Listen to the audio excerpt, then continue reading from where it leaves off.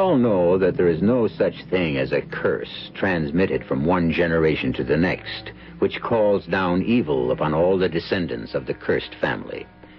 Science, of course, tells us that such diseases as diabetes, hemophilia, and madness can be handed down in a family, but science frowns upon anything of the extraordinary or bizarre. In this instance, I must respectfully take issue with the scientists, and as a case in point, bring you the story of George Capewell, whom we first meet at the age of 67, as he adds a codicil to his last will and testament.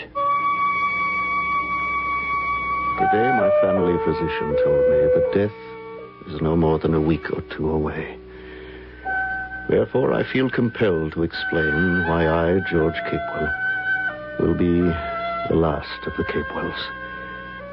This was my choice, and this codicil to my will explain why I made it. For the sake of clarity, I must go back some 40 years, to one summer when I fell seriously ill and almost died while vacationing in Spain. Well, young man, you are looking almost alive again. And I don't mind saying it is a small miracle. Sponsored by you, Dr. Valdez. Well, let's give God a little credit, too. And now, to complete the cure, I insist that you have a few weeks of absolute rest and good, fresh air. Well, if you're talking about one of those sanatoriums, forget it. The place I have in mind is as completely unlike a sanatorium as you can imagine. It is a residencia, the estate of a very old and proud family who have fallen upon hard times and are willing to take an American as a paying guest with one proviso. Which is? That you remain a stranger. You are not permitted the smallest intimacy. And so it came about that I found myself in an ancient, dilapidated horse-drawn carriage, driven by a young man whose appearance excited both attraction and repulsion. Lithe and well-built, with large, brilliant yellow eyes, good aquiline features, he was also so extremely hairy that one instinctively drew back from him. Do we have much farther to travel, Felipe? Over 2 bridges and past the top of the mountain, senor. Get on, move! There's no need to whip the horse. I'm in no hurry. Sometimes he grows lazy. Besides, there is the bad place. We come to it shortly. Bad place? On this road? Oh, yes, senor. The first bridge. You can begin to hear it.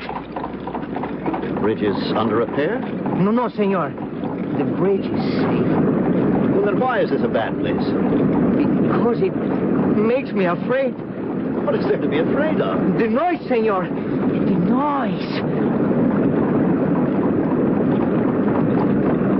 There. It is better now. Such a noise won't hurt you, Felipe. It's just the sound of the water. So my sister tells me, senor, but still I am afraid. With that answer, I realized that there was a child's mind in that body. And from that time on, I regarded Felipe with indulgence and even a sort of liking as I listened to his innocent prattling until we drew up before a great, arched Moorish doorway secured by iron-studded gates. We arrived, senor. We are home. You can descend from the carriage now, please. Through this gate, senor. Please. This is the courtyard, senor. It is very beautiful by day. And now, senor, if you please, up these stairs. Carefully. Oh, thank you, Felipe. I don't suppose we could have more light. Alas, senor, we have no electric. Only the candles. We are here, senor. Your room. But how pleasant. How really pleasant. And a table laid for supper. That's very thoughtful. Yes, senor. It is a fine room. A very fine room. In daylight, what can I see from these windows? The courtyard, senor. And some of the countryside. It is very fine. And the fireplace, too. The fire is good. It melts out the pleasure from your bones. Well, I suppose that's one way of putting it. Those animal skins on the wall, they come from... I do not know. They have been here always. But look at the bed. See the fine sheets. How soft and smooth. Well, you're careful with that candle. You'll set the place on fire. Here, let me have it. So smooth. So smooth. This looks like a fine wine you have here on the table. It's from a nearby vineyard. Will you join me in a glass? Oh, no. No, not that. That is for you. I hate it. Very well. But then, Felipe, I would like to make this first glass of wine in this residencia a toast to your hospitality and to your mother, the senora. Gracias, senor. Which reminds me, when shall I have the pleasure of conveying my respects and thanks to your mother? Never. No, never. Good night, senor.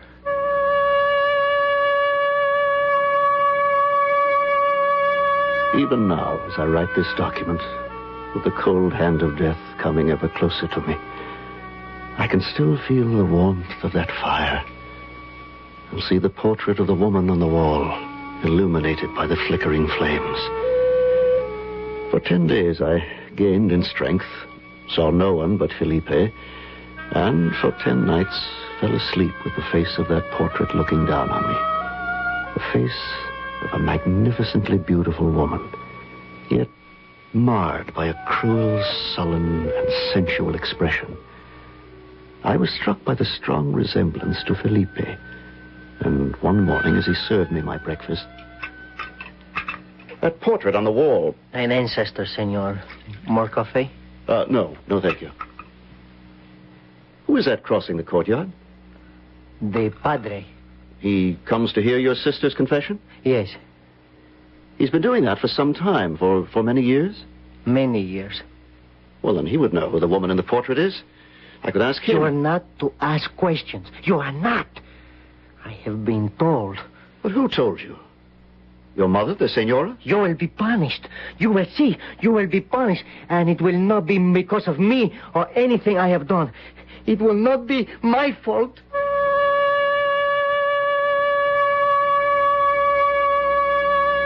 And now my pen hesitates. Even today, 40 years later, I feel ashamed. I justified my action by telling myself that I was entitled to pierce the veil of mystery that surrounded this strange household. What I refused to admit was the spell the woman in the portrait had cast upon me.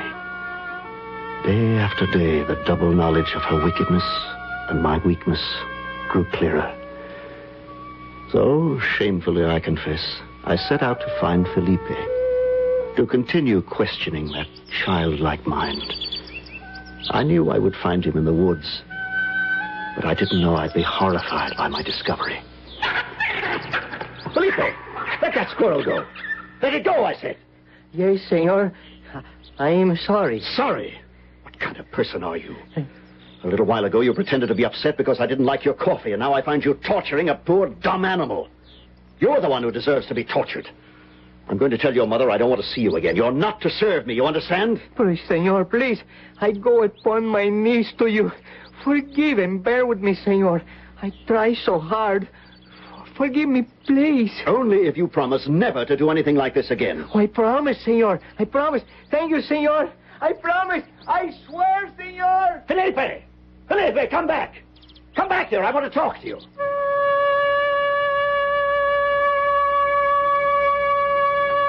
But no amount of calling brought him back.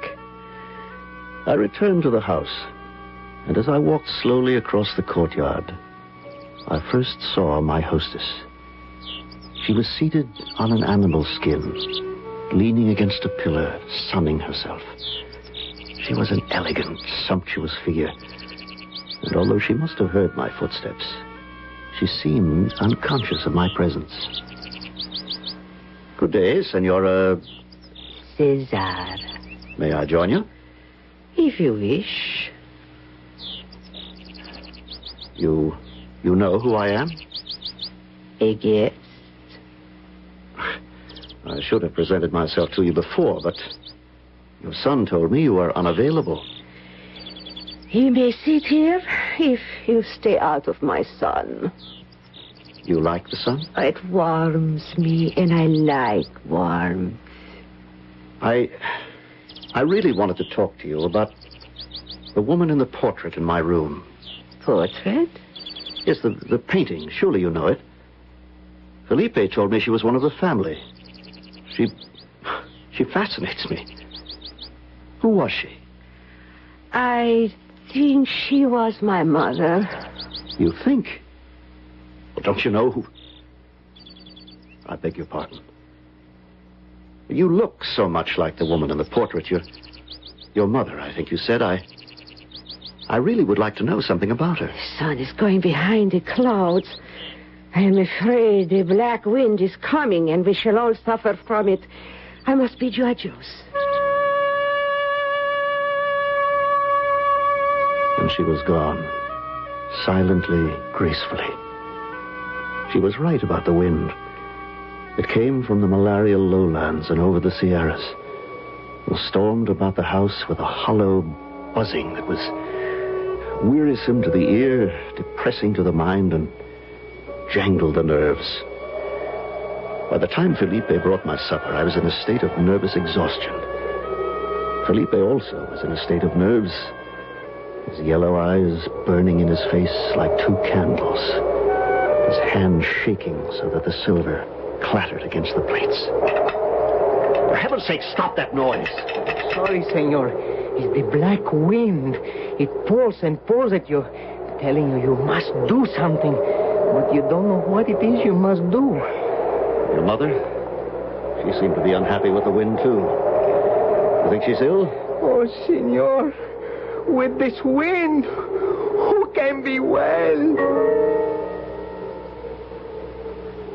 And now I must write of that black wind and blacker night. I went to bed early. I couldn't sleep. But suddenly, a sound filled the house. I thought of Felipe and the squirrel.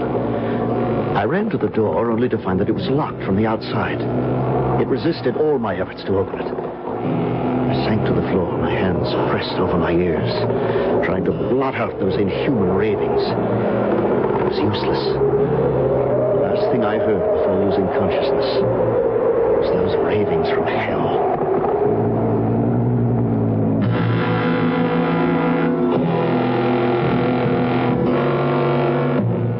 There are those among us who feel that some mysteries are best left unsolved. Some secrets never should be told. Because George Capewell was not one who believed this, we can continue in a moment with Act Two. But I warn you, the discovery may well send a shuddering chill through your bones.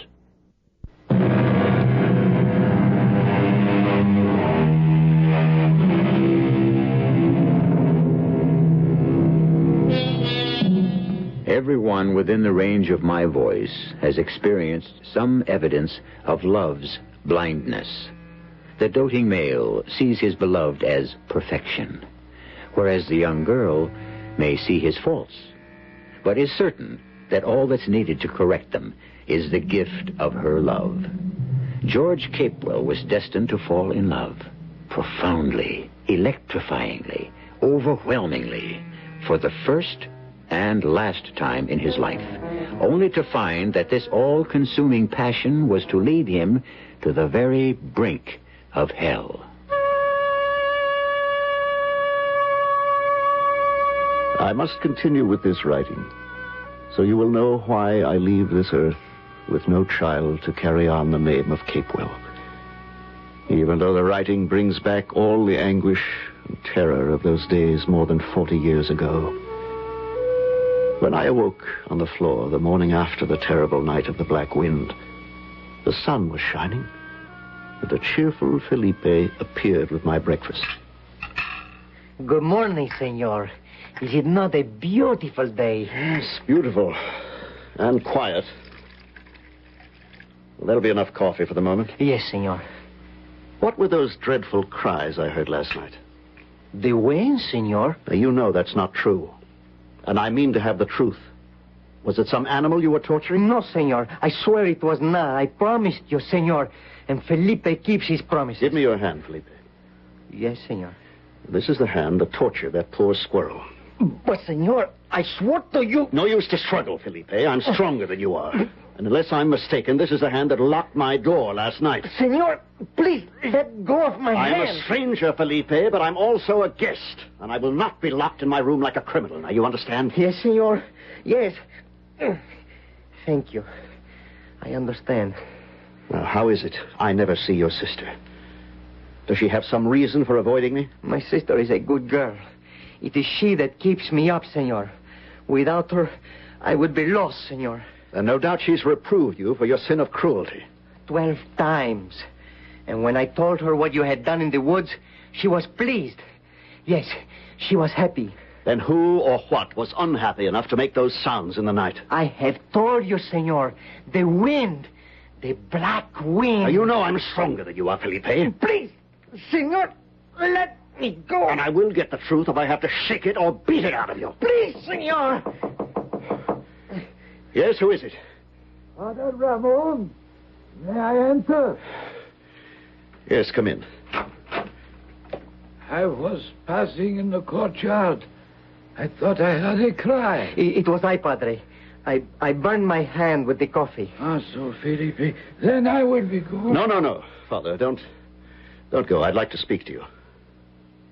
Yes, my son. If the senor doesn't need me... You can go, Felipe.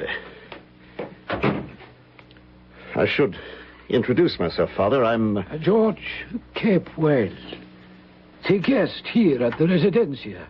Yes, Father. And, well, you see before you a very puzzled and disturbed man. Is there some way I can help? I hope so, Father. Do you know the woman in this portrait on the wall? Ah, yes. That is the likeness of Marla Caesar. Well, I was hoping that you could tell me something about her.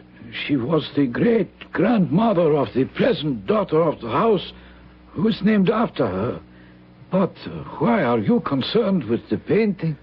Well, because of the beauty of the woman, because of the resemblance of the present Senora Ceasar to this woman, and, well, because, Father, the woman in the portrait has cast a dark shadow on my mind.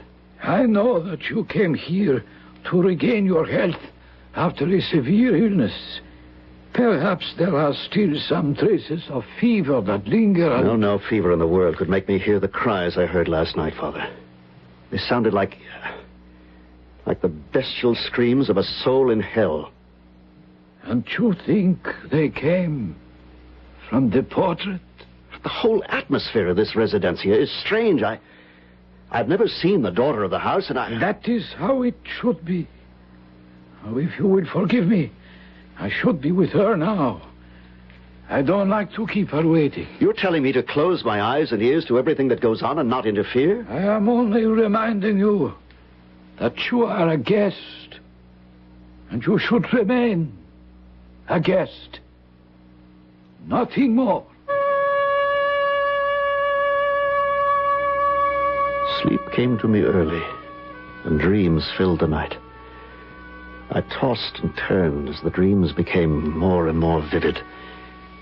And then I remember waking to see that somehow the beautiful face had left its frame and was bending over me.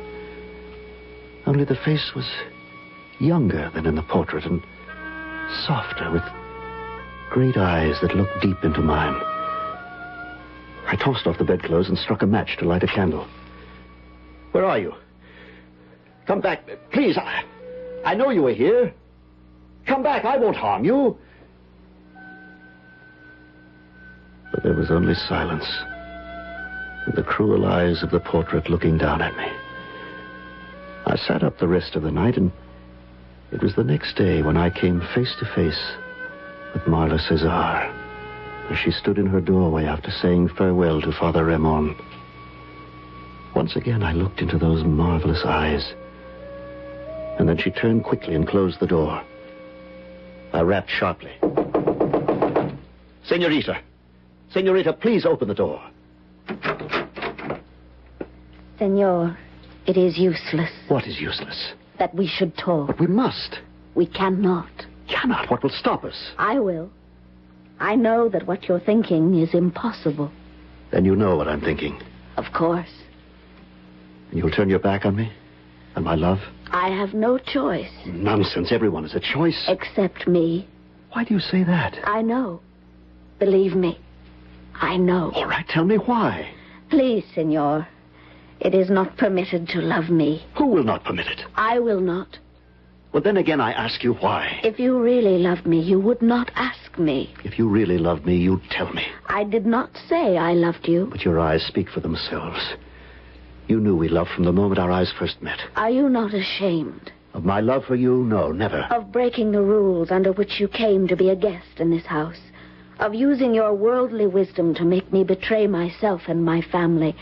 Are these not shameful, Senor? I only know that I love you and you love me. And between two people who love, there must be trust. And between us, Senor, I tell you there can be nothing but a closed door.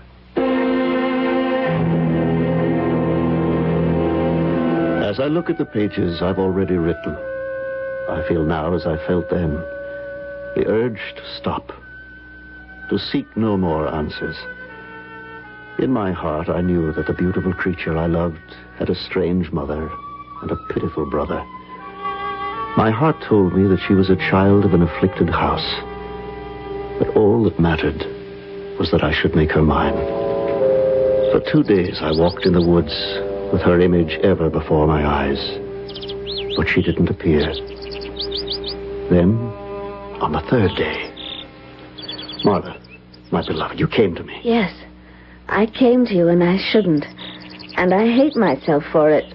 I hate myself for my weakness. Love isn't a weakness. For me, it is. And it gives me strength. Strength to ask you to marry me and to come away with me as my wife. You don't know what you're saying. I'm saying marry me and come away from this place. Come to my country and my house and let me show you how much I love you and how much I can give to you. I can't. Marla, we were drawn together by the miracle of love. It would be a sin to ignore this miracle. This is madness. Goodbye. Marla, come back. I won't let you go. You must. Never. Please, don't touch me. Don't be afraid. Once my arms are around you and our lips have met, you'll see that I'm right. You'll know that we belong together. Oh, no. No. Marla, how sweetly the name sounds on my lips. You do love me. Admit it, darling. You will go away. Today. You will leave the residencia. And you must never return.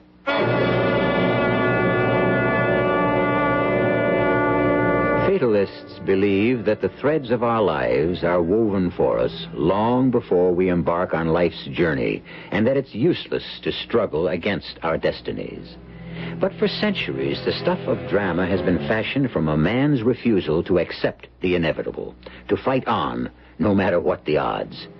George Capewell chose to fight, and we'll be back with the terrifying results of that decision in a few moments.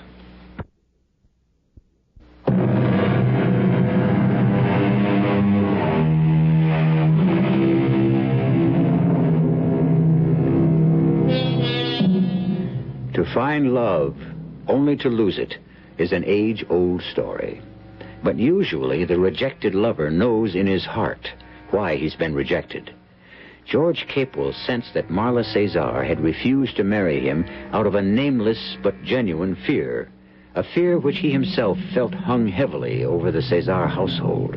George Capewell was convinced that if he only could discover the cause of this fear, he could dispel it, and he and Marla would live happily ever after.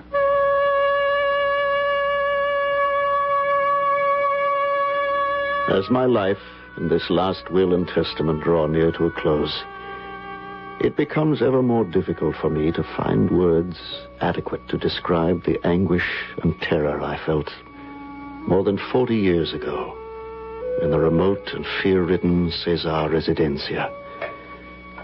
I remember crossing the courtyard on my way to my room, trying to dam the raging torrent of my thoughts, and seeing the sensuous figure of Senor Ceasar dozing contentedly in a favorite spot in the sun. Senora. Senora, I'm sorry to disturb you, but I must talk with you. Must? Why? Your daughter has asked me to leave your house. Why'd you come to me? I want to know if you want me to go also. You have done nothing to annoy me. What did you do to annoy her? I fell in love with her and asked her to marry me. Malice, a very pretty girl. Very pretty. I know she loves me, and yet she asked me to leave. She has some reason for wanting me to go away, and, well, it occurred to me that maybe the reason concerns you. I took care of Marla when she needed me. Now she is a grown woman. She can do as she pleases. What was it that made those hellish sounds the other night? Sounds? What sounds? Well, surely you must remember it. It was the night of the black wind, and the cries and the screams of pain came from the throat of some animal or some human that was undergoing torment. They shook the house. I heard nothing. But then I sleep very soundly.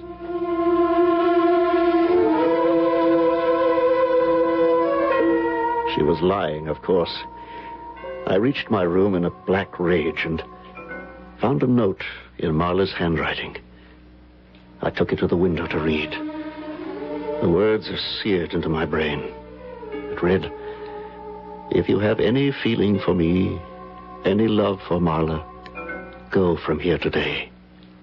I beg of you, go."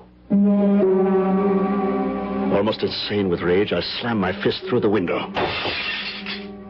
The pain and the blood flowing from my arm brought me partially to my senses.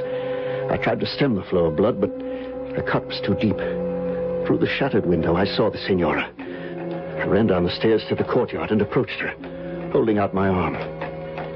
"Senora, as you can see, I've cut myself rather badly. Could you help me stop the bleeding?" "Senora, what are you doing?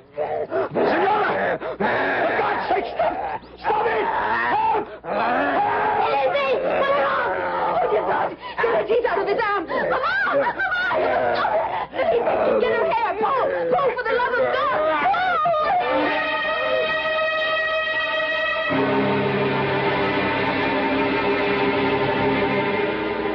I lost consciousness and remember waking up in bed in my room with Marla kneeling by my bedside. Oh, my love, my love. Dear, precious heart, I should have sent you away long ago, but I didn't have the strength. Don't cry, Marla. Darling, and don't blame yourself. I have done as you asked, sister, and brought the carriage in front. Will he be able to travel? He must, Felipe. You know that. No. You think that now I'd go away and leave you with... My mother. Can you sit up? Of course I can. Oh! He cannot walk. I will have to carry him. No, I can't leave you here. It's dangerous. I have lived here all my life.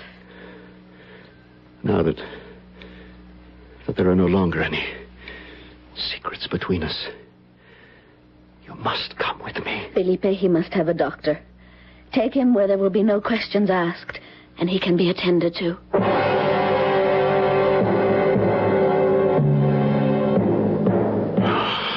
Where am I? What place is this? Marla? Where's Marla? Old sir, easy, my son. Father Ramon, what are you doing here? Praying for you, my son. Yes, but what is this place? How long have I been here? July in the house of the Tegendama family. In the old days, they belonged to the Caesar estate. They still feel loyalty to the Caesar family. You have been here 3 days. Yes, but who brought me here? Felipe bore you, aided by one of the Tegendama sons. And my wounds? Marla cared for them? Only at first. Your cuts were too serious, so we sent for your doctor. Cuts? You put your hands through a glass window, did you not? Sir, You know that I'm not asking this question out of idle curiosity. What of the Caesar family? What are they?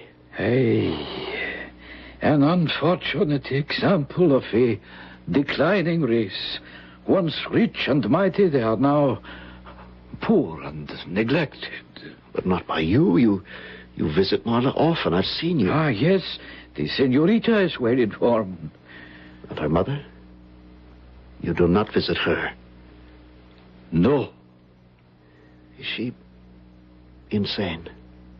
I can only answer that according to my belief. She is not, or was not. Oh, when she was young, she was wild, but she was surely sane. You know I love Marla. I know. Then you will help me see her? No. Why not? Such a meeting will only bring pain to you both. It could also bring happiness. How could that come about? I propose to marry her and take her away from here, from the evil influences that pollute the residencia. This strain, or whatever it is, may live only in the place where it was born.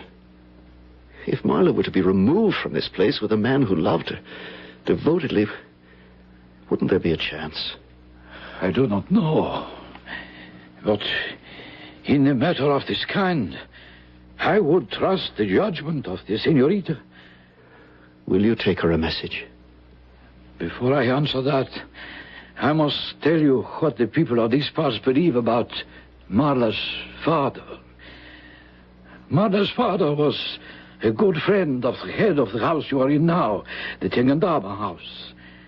One day he and his friend delivered some packages to the residencia. The friend met Marla's mother, then a young woman, and immediately fell in love. All the villagers knew it and warned him, but he could talk and think of nothing but the woman. The way I feel about Marla. Yes, my son, but with a difference. In wintertime there are terrible storms upon the mountain, and the passes become dangerous. On this one night, Francisco Tegendama and his friend found themselves on the pass before the residencia. It was a wild night with snow and wind. And now I use the words of Francisco, who swears that Marla's mother came out upon the gallery with a lamp in her hand and called to them. Francisco says there was death that night on the mountains, but he felt there was worse inside the house. And did they go in? Francisco's friend did, but Francisco wouldn't. He says that he even went down on his knees in the snow and begged his friend not to enter, but to no avail. Well, what happened? Heaven knows. The man was never seen again. Will you tell Marla I must see her? I will, my son. I promise. But still, she may not come. You both know me. Tell her that unless she comes to me, I will go to her. I will return to the residencia.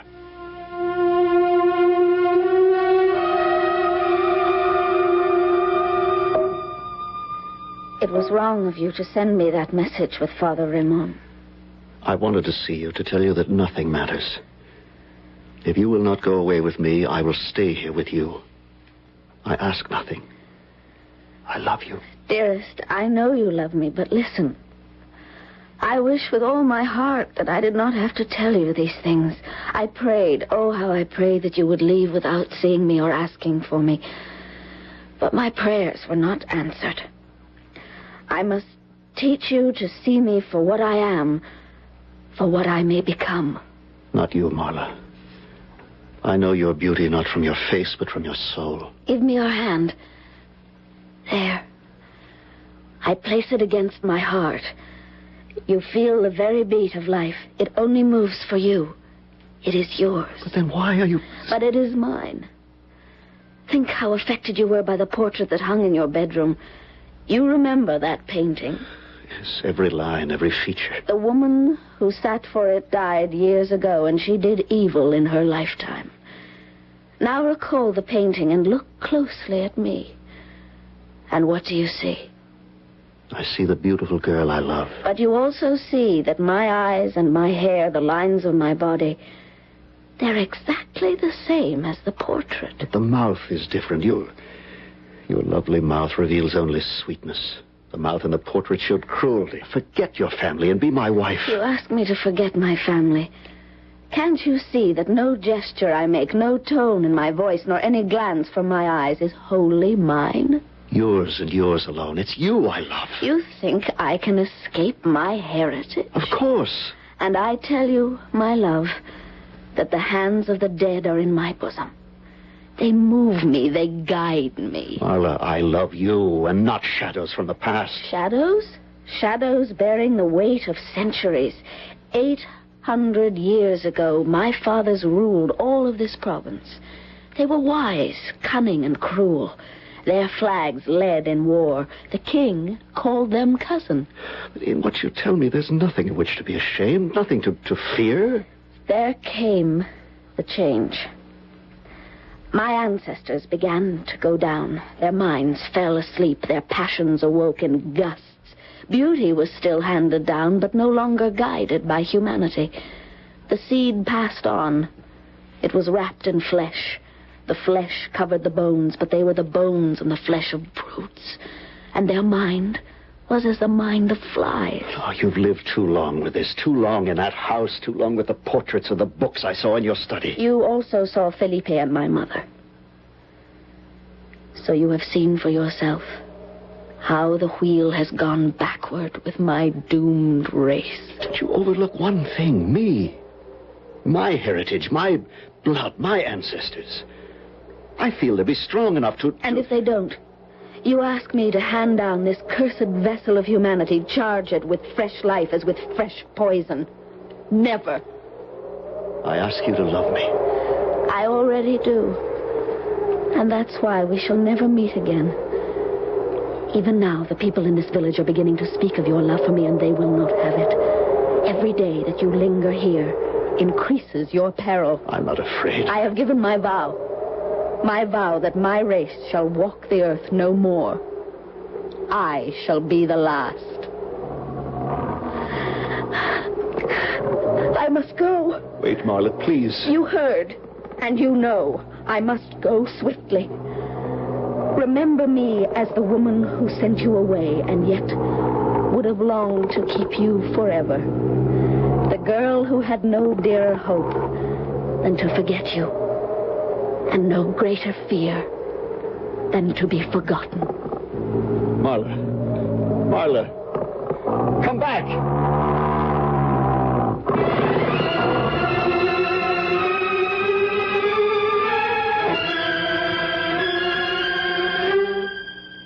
Now I can lay down my pen. My tale is told, and it answers the question I evaded for so long. Why I never married. Whether what I've written here is believed or disbelieved is of no importance. What is important is that I proved one fear of my beloved Marla to be groundless. Her fear that she would be forgotten.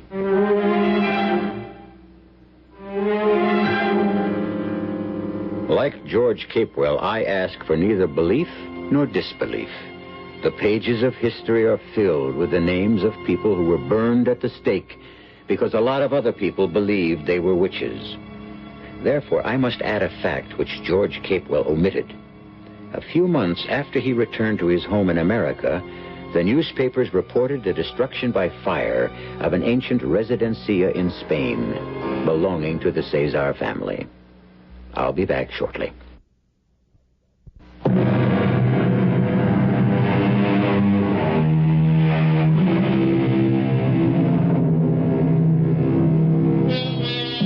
It is widely believed that love conquers all. What puzzles me is why this belief is so universal when our literature abounds in stories proving the exact opposite. My fancy is that we want to believe in the conquering power of love and goodness to balance our beliefs in the bad dreams of demons and destruction that at times haunt us all. Our cast included Richard Kiley, Roberta Maxwell, Ann Petoniak, Bob Caliban, and Ian Martin. The entire production was under the direction of Himan Brown. And now, a preview of our next tale. What is her condition? Well, it's not fatal, thank God. Not even very serious. Badly bruised, cut over her right eye, but she's going to be all right. The monster failed to make good his threat to kill her. We may indeed thank God for that. Yes. Well, at least we know more than we did before, Monsieur Dupin. We know that the murderer is a big man, a huge man of unbelievable strength, and that he has black hair. We know a great deal more than that, Pierre. We do? Well, I do, and so do you. Only, as I've said before, you don't know you know. Oh, Monsieur, I do not have your brilliant brain. Well, it doesn't matter. All that matters is that you can solve this awful mystery, that you can save Yvette. The murderer failed this time, but he'll try again. Radio Mystery Theater was sponsored in part by Buick Motor Division and Sign-Off, the sinus medicines. This is E.G. Marshall inviting you to return to our Mystery Theater for another adventure in the macabre. Until next time, pleasant dreams.